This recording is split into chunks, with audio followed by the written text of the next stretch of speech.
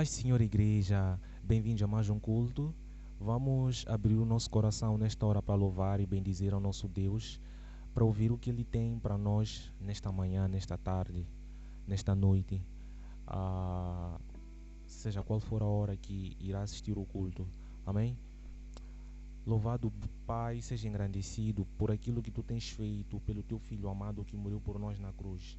Nesta hora nós queremos Te pedir para que o Senhor possa derramar Teu Santo Espírito sobre os nossos corações, porque nós queremos Te louvar, Te bendizer, Pai, por mais um dia de vida, pela saúde, Pai, pelo Teu controle, Pai. Não há nada que está fora do Teu controle, Pai, que está fora do Teu alcance. Te pedimos, Pai, para que o Senhor possa nos abençoar e nos tocar e ministrar aquilo que o Senhor tem para nós neste dia, neste culto, Pai. No nome de Jesus, que esta oração possa chegar a quem precisa ouvir, Pai. No nome de Jesus, amém. Amém.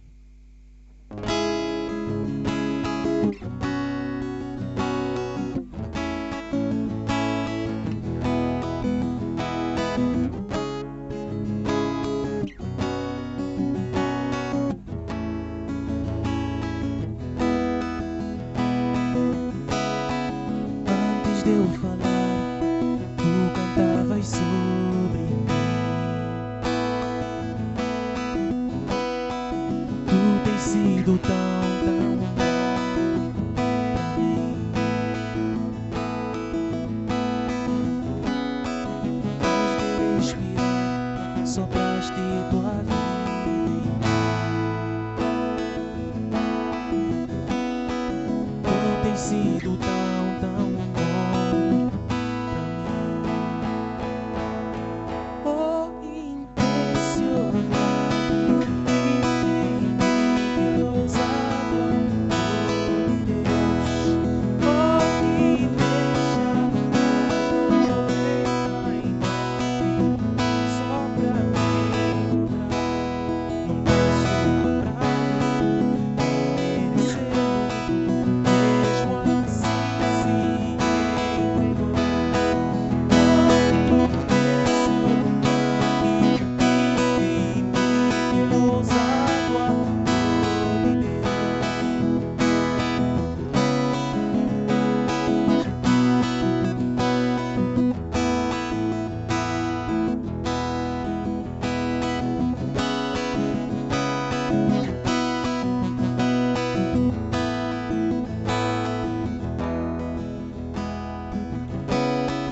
Inimigo fui, mas teu amor lutou por mim. Tu tens sido tão bom pra mim. Não tinha valor, mas tu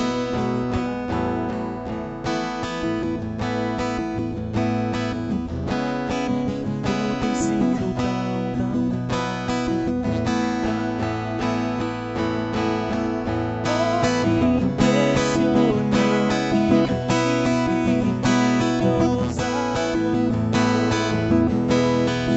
Oh, me deixa adorar em mim, só pra me lembrar. Não posso comprar, merecer.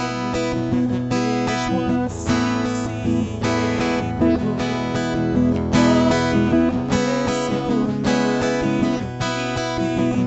e ousado amor de Deus.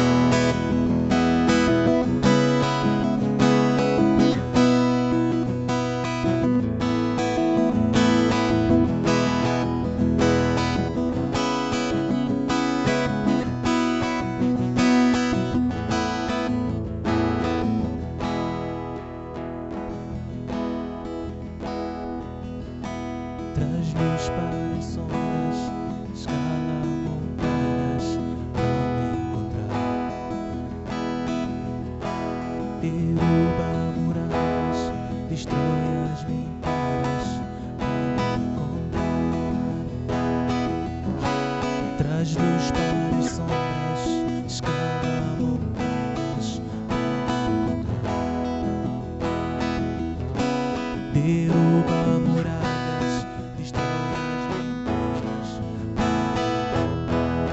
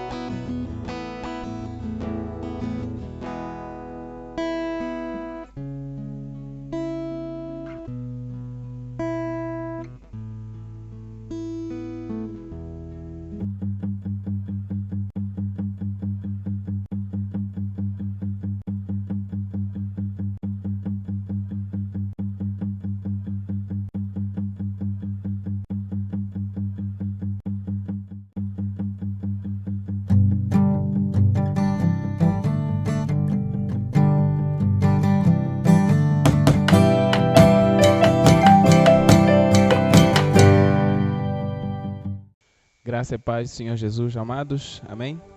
Hoje, culto de estudo da palavra, e Deus me agraciou com esse privilégio de poder compartilhar com vocês a palavra do Senhor. E eu gostaria que nós abríssemos o texto do mês, que está em Mateus capítulo 12, e vamos começar a ler a partir do versículo 18 e vamos terminar em 21, que é o nosso versículo áureo para este mês. Assim diz a palavra em Mateus 12, 18. Eis aqui o meu servo que escolhi, o meu amado, em que a minha alma se compraz. Porei sobre ele o meu espírito e anunciará aos gentios o juízo. Não contenderá, nem clamará, nem alguém ouvirá pelas ruas a sua voz. Não esmagará a cana quebrada e não apagará o morão que fumega, até que faça triunfar o juízo. E no seu nome os gentios esperarão. Aleluia. Vamos orar. Pai amado, em nome de Jesus, nós, mais uma vez, Senhor, te louvamos, bendizemos o teu nome. Pai, para todo sempre, Senhor, reconhecemos que o Senhor é Deus e não há outro Deus além de ti para nós. Pai, em nome de Jesus, nessa hora, nós pedimos que o Senhor possa estar a falar conosco nos nossos corações, ministrar na nossa vida a tua vontade, o teu querer, Senhor, em nome de Jesus Cristo, Pai. Em nome de Jesus, Pai, oramos, agradecidos. Amém. Aleluia.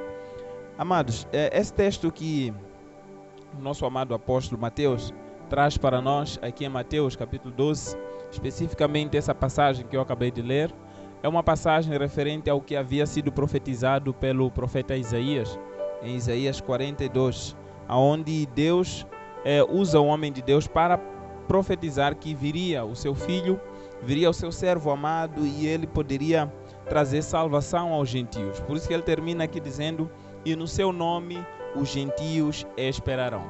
E para falar dessa esperança que os gentios poderiam ter, ou os gentios têm em Cristo Jesus, no Filho de Deus, não existe um apóstolo melhor que eu poderia usar para falar acerca dos gentios, a não ser o próprio apóstolo dos gentios, apóstolo Paulo.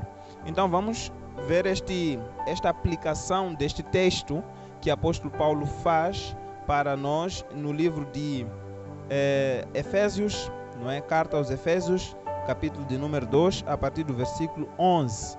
Não é? Aqui o apóstolo Paulo ele faz uma aplicação muito precisa acerca desta esperança que os gentios tinham em Cristo Jesus. Nessa esperança que os gentios têm em Cristo Jesus. O que é que Cristo trouxe para os gentios? Apóstolo Paulo começa aqui no capítulo 2, versículo 11, então nós vamos ler a partir do 11, estudar até ao versículo 22. Diz assim a palavra do Senhor no versículo 12, que naquele tempo, versículo 11, portanto, lembrai-vos de que vós, no outro tempo, eres gentios na carne e chamados incircuncisão, pelos que na carne se chamam circuncisão, feita pela mão dos homens. 12, que naquele tempo estáveis sem Cristo, separados da comunidade de Israel e estranhos às alianças da promessa, não tendo esperança e sem Deus no mundo. Então Paulo, nesta comunidade de Éfeso, ele funda esta igreja dos Efésios e teve o privilégio de ficar lá algum tempo ministrando a palavra do Senhor, e no fim ele sai, deixa lá obreiros, deixa lá pastores, presbíteros, bispos, não é, dando a orientação do rebanho do Senhor. Mas depois de algum tempo, Paulo na prisão escreve esta carta, não é, para os Efésios, não é, para trazê-los à luz acerca da esperança que eles tinham em Cristo Jesus. Então Paulo no versículo 11 deste capítulo 2 diz: olha, lembrem-se de que vocês no outro tempo eram gentios na carne. Quando nós falamos, amados, da palavra gentio, o que é que significa? Gentio é todo homem, todo ser humano que está fora da linhagem de Israel. Ou seja, todo aquele que nasce na linhagem de Israel ou na linhagem de Abraão, desde a promessa que Abraão recebeu dele sair da sua terra, ir para a terra onde Deus iria lhe mostrar, e lá ele faria de Abraão o pai de nações. Então Abraão, quando sai dali com a sua esposa, e ele vai começar a sua família, e aquela família era chamada de judeus. É aí onde começa a religião judaica. É aí onde começa o judaísmo. É aí onde começa aquele povo particular de Deus, que Deus começa a formar através de Abraão. Então esse povo era o povo de Israel. É o povo que Deus separou, que Deus chamou lá, não é, da idolatria, através de Abraão, e tira ele lá do Ur dos Caldeus e vai formar através dele esse povo particular.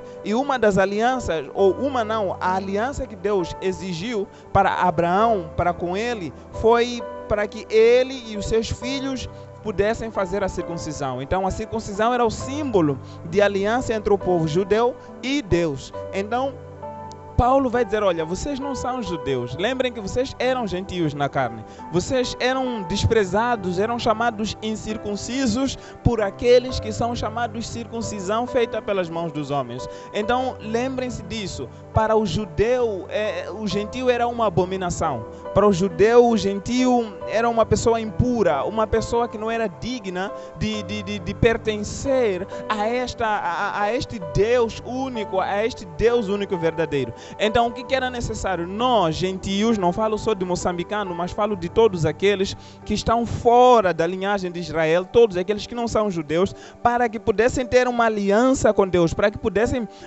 pertencer a Deus, era necessário se converter à religião judaica, era necessário passar pelo processo da circuncisão, era necessário passar pelo processo de judaização, ou tornar-se um judaizante. Você tinha que passar a pertencer àquela religião judaica. Então, se não fizesse isso, era gentio. Não importa a sua nacionalidade, não importa seu continente, não importa quem você é incircunciso, é impuro, então não é digno. E até para o judeu, quando chegava na presença de Deus em oração, ele dizia, na sua oração, ele começava a dizer, Senhor, muito obrigado. Obrigado porque eu não sou mulher, obrigado porque eu não sou publicano, e obrigado porque eu não sou gentio. Por quê? Porque para o judeu, homem, o gentio era uma abominação. Então Paulo vai trazer isso à luz. Olha, vocês lembram que vocês não eram nada, ok? Lembrem que vocês eram desprezados. No 12 ele vai dizer, naquele tempo vocês estavam sem Cristo, ok? E sem Cristo vocês estavam separados da comunidade de Israel. Vocês não pertenciam. Quando Deus dizia o meu povo, Deus não estava a se referir às nações, né? Mas Deus estava a se referir à comunidade de Israel, ao povo de Israel, aquela nação peculiar, particular, que ele resgata até do Egito, e ele dá nações como Egito e outras nações em favor desta nação de Israel, esta comunidade tão protegida, menina dos olhos de Deus. Vocês não faziam parte porque vocês estavam sem Cristo, vocês não pertenciam a Deus, porque Cristo não era a vossa esperança, Cristo não era a vossa promessa. E vocês estavam também estranhos às alianças da promessa. Ou seja, as promessas, as alianças, os concertos que estavam juntos da promessa da vida eterna, junto da promessa da vinda do Messias, vocês não faziam parte. Vocês não tinham direito. Vocês estavam fora disso. E ainda mais, vocês não tinham esperança. Está aqui, não tendo esperança. E outra coisa, e sem Deus no mundo. Hoje, quando eu vinha para cá, eu estava no transporte, não é? Coletivo, e tive a oportunidade de ouvir sem querer, não é? Como dizem, sem querer. Estás no chapa e tu ouves aquilo que o outro fala, né? E aí havia uma reclamação de como é que a vida está difícil. Uma pessoa reclamava que a vida está complicada, outra pessoa reclamava que não há emprego, outra pessoa reclamava que as taxas estão a subir demais. E havia tantas reclamações, as pessoas só reclamavam. E houve alguém que disse, só Deus, só dessa forma, só Deus. Talvez as outras pessoas não entenderam o que aquela outra pessoa quis dizer, só Deus. Mas a verdade é que aquela pessoa está a dizer, olha, apesar de tudo estar tão complicado como nós estamos a viver hoje em dia, uma coisa eu sei, só Deus é a nossa esperança. Então Paulo vai trazer este entendimento para os gentios. Olha, vocês não tinham esperança. Vocês estavam mesmo a viver a vossa vida sem Deus no mundo. Vocês não, tudo para vocês era um Deus, não é? O sol para vocês era um Deus, a lua para vocês era um Deus, árvores para vocês eram Deus. Amados, nós gentios, era assim como nós vivíamos. Nós não conhecíamos o Deus único e verdadeiro. Nós transformávamos um pedaço de árvore em uma estátua e nós idolatrávamos, não é? E nós tínhamos campos, esses campos por vezes eram campos tão especiais, porque nós íamos lá, fazíamos as nossas idolatrias. Estou a falar de campas, estou a falar em lugares onde se faziam cerimônias da família, árvores que não podem ser cortadas. Até alguns hoje ainda têm essas árvores na família, onde não se pode cortar esta árvore, porque é uma árvore especial, é uma árvore onde se fazem cerimônias da família, e aí tínhamos aquelas cerimônias de missas, 3 meses, 6 meses, 1 ano, e vivíamos debaixo dessas coisas, né?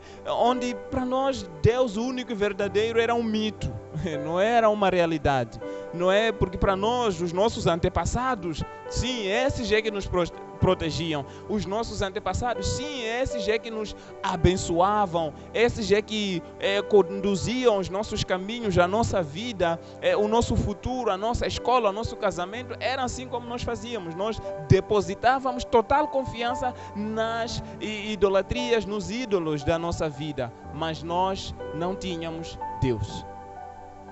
E Pedro vai falar sobre isso também. Ele vai dizer, olha, não foi por dinheiro, não foi por prata nem ouro que nós fomos resgatados da nossa vã maneira de viver que por tradição recebemos dos nossos pais. Ou seja, os nossos antepassados que não conheceram a esperança da glória que é Cristo Jesus, nos ensinaram esses caminhos.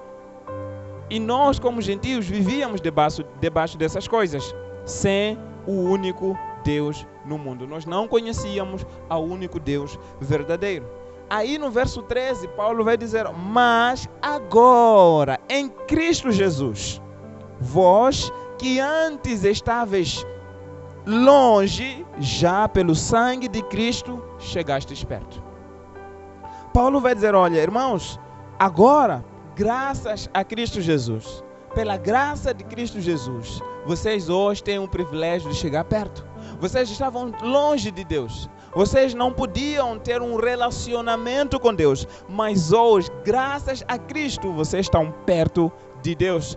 É interessante porque quando nós vemos a conversa de Jesus com a mulher samaritana, aí a mulher samaritana vai expor aquela, vamos dizer, tristeza que ela tinha no coração, porque com os judeus ouvia que tinha que se adorar no templo, e com os seus antepassados, os seus pais, ela ouvia que tinha que se adorar aonde? No monte. Então a mulher samaritana vai dizer, eu não sei onde deve se adorar, mas o Messias vai nos revelar aonde tem que ser a verdadeira adoração. Então Jesus vai dizer, eu sou o Messias, porque o Pai não se adora nem no templo, não se adora nem no monte, mas o Pai se adora em espírito e em verdade. Então Paulo vai dizer aqui, olha, agora por Cristo Jesus vocês chegaram perto. Ou seja, vocês não precisam se deslocar para Israel para se tornarem judeus, mas hoje, graças a Cristo Jesus que está dentro de vós, vocês podem adorar ao Pai em espírito e em verdade. Vocês podem adorar ao Pai aonde vocês estão, na vossa nação, na tua casa.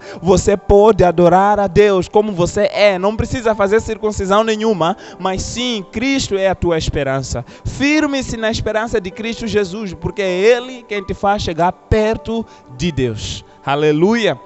Glória a Deus. No versículo 14, Paulo vai dizer, porque Ele, Cristo nesse caso, é a nossa paz, o qual de ambos os povos, que povos? Judeus e gentios. Então, pelo qual de ambos os povos fez um povo só, e derrubando a parede de separação que estava no meio, na sua carne desfez a inimizade, isto é, a lei dos mandamentos, que consistia em ordenanças, para criar em si mesmo dos dois um novo homem, fazendo a paz, e pela cruz reconciliar ambos, judeus e gentios, com Deus em um corpo, matando com ela as inimizades.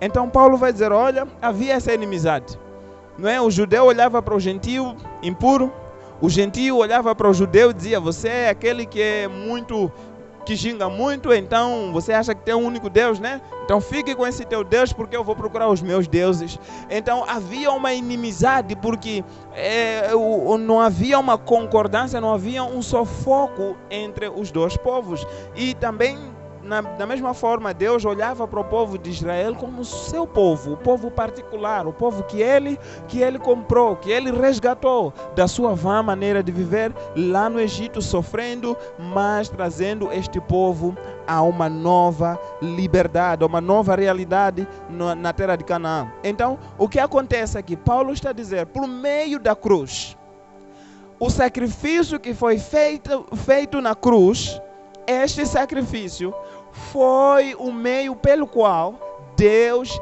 permite com que a barreira que estava no meio, aquela linha de separação entre judeus e gentios, aquela linha de inimizade que estava no meio, fosse quebrada.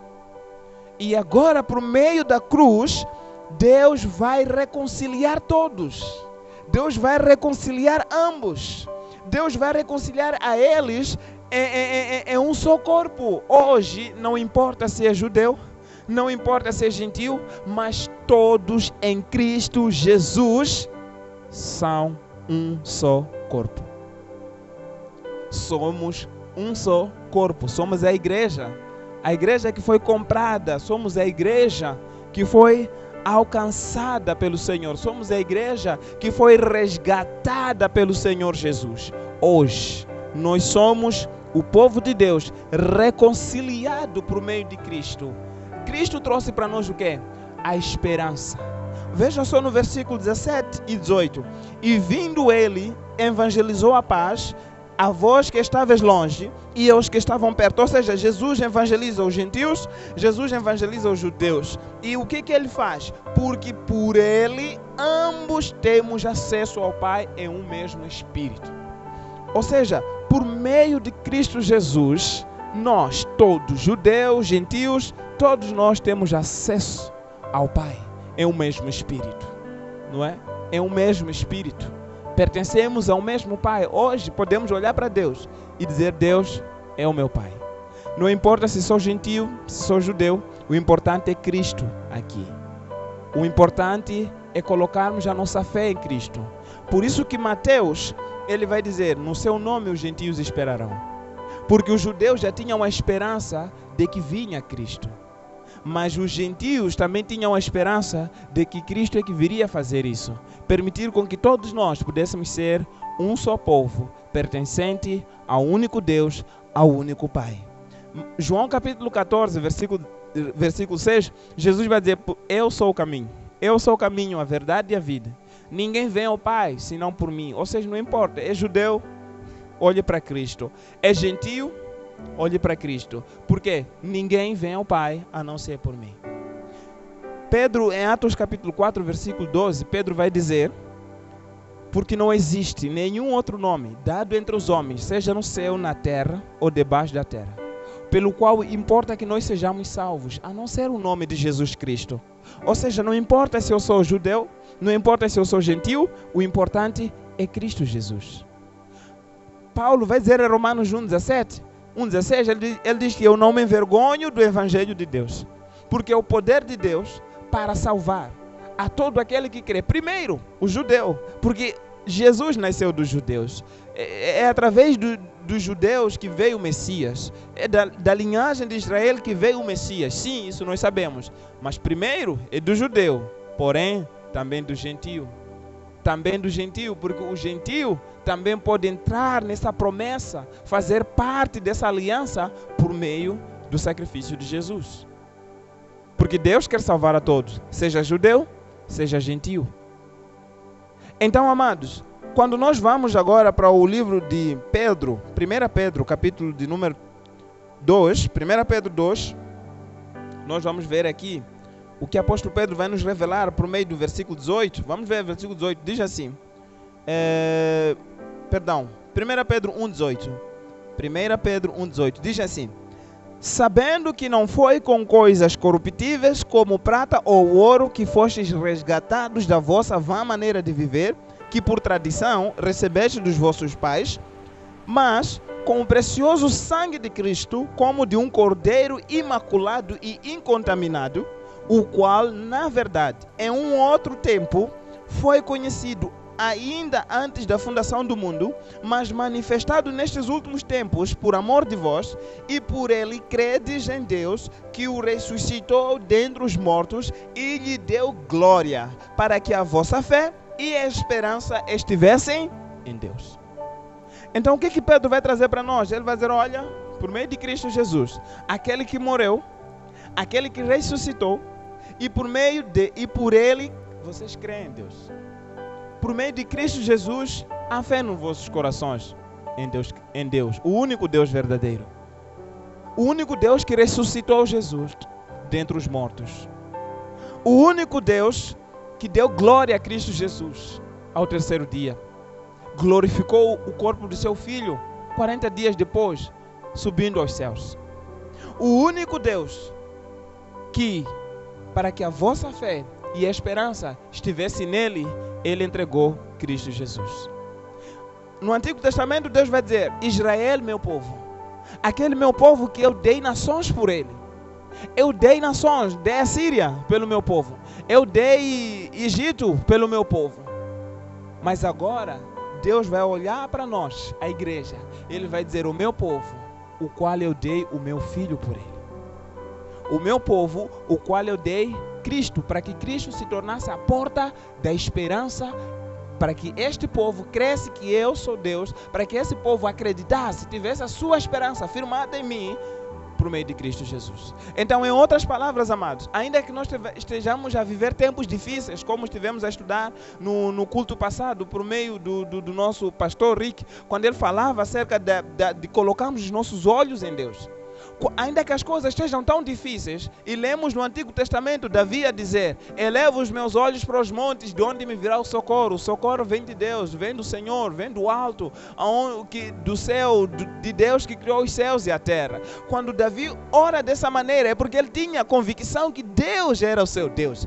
Hoje, amados, não precisamos olhar para essa oração de Davi e dizer, era só uma oração de Davi, só pertence a Davi, porque Deus é Deus de Davi. Não, amado. Se você está em Cristo Jesus, também tens o direito. Eu também tenho o direito. Não importa se é judeu, se é gentio. Nós esperávamos nele. Nós, os gentios, esperávamos nele. Para que por meio dele nós pudéssemos crer em Deus e colocar a nossa esperança em Deus. Hoje, aconteça o que acontecer, eu tenho uma esperança. Eu sei dizer, elevo os meus olhos para os montes, de onde me vem o socorro. O meu socorro vem do Senhor que fez os céus e a terra. Ele é o meu Senhor hoje por meio do seu Filho Jesus, o qual ele entregou pela minha vida. Aleluia. Ele entregou o seu Filho pela minha vida. Antigamente, como eu vou repetir sempre isso. Por Israel, Deus entregou nações. Por ti, Deus entregou o seu Filho. Deus entregou o seu Filho por nós. Por meio dele, o seu Filho, nós podemos ter a esperança em Deus. Aleluia. Então, irmãos, para terminar, vamos voltar para Efésios capítulo 2. Efésios capítulo 2. Para terminar aqui o texto que nós estamos a estudar, Efésios 2, depois do versículo 18, agora 19, diz, assim que já não sois estrangeiros, nem forasteiros, mas concidadãos dos santos e da família de Deus. Então, Paulo vai trazer isso, vai firmar isso bem dentro dos gentios. Olha, vocês esperavam nele, não é? Graças a Deus, porque agora por meio dele, por meio de Cristo, temos acesso ao Pai. E por meio de Cristo, vocês já não são estrangeiros, vocês já não são estranhos, vocês já não são mais aqueles impuros, mas hoje vocês são concidadãos, ou seja, vocês pertencem à mesma nação, vocês já pertencem à mesma comunidade dos santos, vocês agora já fazem parte da família de Deus. Deus é o vosso Pai, assim como Deus é Pai de Israel. Deus é o vosso Deus, assim como é Deus de Israel. Deus é Deus daquele que crê em Cristo Jesus. Aleluia. 20. Edificados sobre o fundamento dos apóstolos e dos profetas.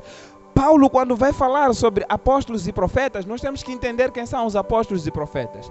Apóstolos, ele está a falar deste colégio apostólico que ensinou e aplicou a palavra profetizada pelos profetas. Então, os apóstolos são a revelação dos profetas, os profetas são ou seja, a linha, a condução, eram homens que direcionavam a palavra para o futuro, enquanto que os apóstolos são os homens que revelam a palavra direcionada pelos profetas. Ou seja, o profeta Isaías diz: os gentios esperarão nele, e o profeta Mateus vai dizer: esse é o Cristo, esse é o Messias, que Isaías disse: os gentios esperariam nele. Este é o Cristo que nós esperávamos. Não há outro. Não há outro que foi dado por nós, não há outro que foi dado pela igreja, não há outro que foi dado pelo mundo, a não ser este que está a fazer milagres, a não ser este pelo qual eu agora estou a escrever dele. Este que nós vimos, este com ele com quem nós convivemos. Então este é o mesmo fundamento, nós confirmamos, somos apóstolos que confirmam aquilo que os profetas falaram. Cristo Jesus é a principal pedra da esquina. Cristo Jesus é a principal pedra da esquina. 21, no qual todo edifício bem ajustado cresce para templo santo no Senhor, no qual também vós juntamente sois edificados para a morada de Deus em espírito. Então, Paulo vai terminar nisso, a falar desse edifício. E quando falamos de edifício, tudo que é edifício tem que ter fundamento, tem que ter fundação. E a nossa fundação não são homens, não são profetas atuais, não são evangelistas, não são pastores, não são mestres, não são apóstolos, não são presbíteros, não são bispos, não são líderes, não são ministros de louvor, não são famosos. O nosso fundamento é Cristo Jesus. Cristo Jesus é a nossa esperança. Por isso, se eu estou a passar por uma dificuldade, eu não posso dizer: eu sei que o meu irmão, não, eu vou colocar minha confiança nas pessoas, porque meu pai, porque meu tio, porque meu apóstolo, porque o meu profeta, e porque se ele tocar o meu corpo, eu serei transformado. Irmãos, Deus usa quem Ele quer e como Ele quer. Mas uma coisa eu sei, que o nosso fundamento é Cristo Jesus. Esta é a palavra dos profetas. Esta é a palavra dos apóstolos. Não temos que colocar nossa fé em nenhum outro homem que vai surgir e dizer: olhem para mim porque sou o mensageiro dos últimos dias. Não, o nosso mensageiro, a nossa esperança, aquele homem por quem nós nos convertemos dos ídolos, dos deuses mundanos, da tradição, para servirmos ao único Deus verdadeiro. Quem fez isso foi Cristo, a nossa esperança, e é Ele que nós esperamos dos céus, porque é Ele que nos livra da ira vindoura, é Cristo que nos liberta da maldição do pecado. Quando Ele diz aqui que, Cristo, Ele quebrou aquela lei dos mandamentos, Ele está a dizer, por meio do seu sacrifício na cruz, Ele expôs Ele pagou a dívida que era contra nós, Ele rasgou a cédula que nos condenava naquelas ordenanças, naqueles pecados que nós éramos condenados. Por meio de Cristo Jesus, hoje nós somos libertos. Por meio de Cristo Jesus, hoje nós temos esperança. A nossa esperança não está no homem, não está na estrutura, não está nas coisas, não está no dinheiro. A nossa esperança está em Cristo Jesus. Ele é a nossa esperança, o nosso fundamento, a nossa fundação, a fundação do edifício, do corpo, da igreja, do único povo de Deus verdadeiro, é Cristo Jesus.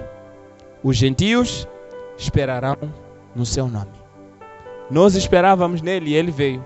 E hoje é o dia de você e eu entregarmos a nossa vida, entregarmos nosso coração. Creia em Cristo Jesus. Entregue a sua vida para Cristo. Eu sei que a maior parte das pessoas que têm acompanhado esses cultos são pessoas já convertidas.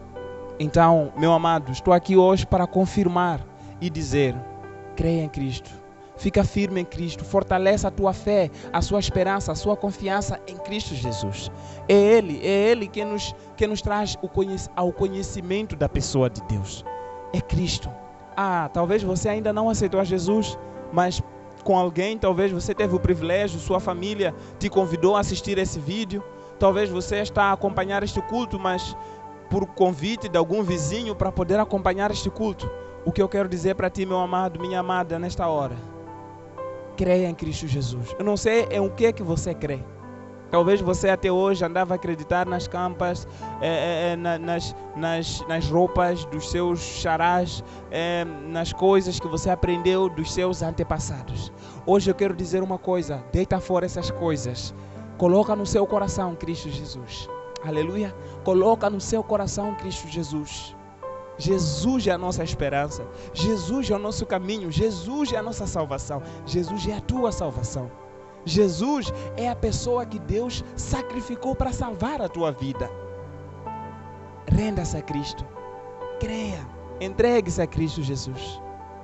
Porque Ele está de braços abertos para te receber. Aleluia. Glória a Deus. Que Deus te abençoe. Que Deus abençoe a sua vida, amado. Que Deus abençoe a sua vida, minha querida irmã. Que nesse momento Deus continue ministrando no seu coração esta palavra. Que Deus esteja a revelar para você acerca da pessoa do nosso amado Senhor Jesus Cristo. Que Ele esteja te mostrando e te revelando o amor tão grande que Ele tem por você. E a vontade que Ele tem tão grande que você o conheça cada vez mais como o único Deus da sua vida e que como a sua única esperança. Firme-se nessa esperança, Cristo Jesus. Vamos orar. Pai amado, em nome de Jesus, eu quero te louvar, quero te agradecer, quero bendizer o teu santo nome. Obrigado, Senhor, por este privilégio que o Senhor me dá de poder compartilhar um pouco da sua palavra com os meus amados. Pai, em nome de Jesus, eu quero neste momento, Pai, profetizar sobre cada vida que me ouviu nesta hora. Quero profetizar sobre cada família que me ouviu nesta hora. Quero profetizar sobre cada filho teu, cada filha tua, até por aquele que ainda não te conhece. Pai, eu quero profetizar vida. Eu profetizo esperança. Pai, aonde existe alguma desesperança, eu oro nesse momento, Senhor, arranque desse coração e libera a esperança, Pai. Libera a confiança em Cristo. Libera a esperança em Deus, o único Deus verdadeiro, através de Cristo Jesus. Pai, eu peço em nome de Jesus, Senhor, possa estar, Deus,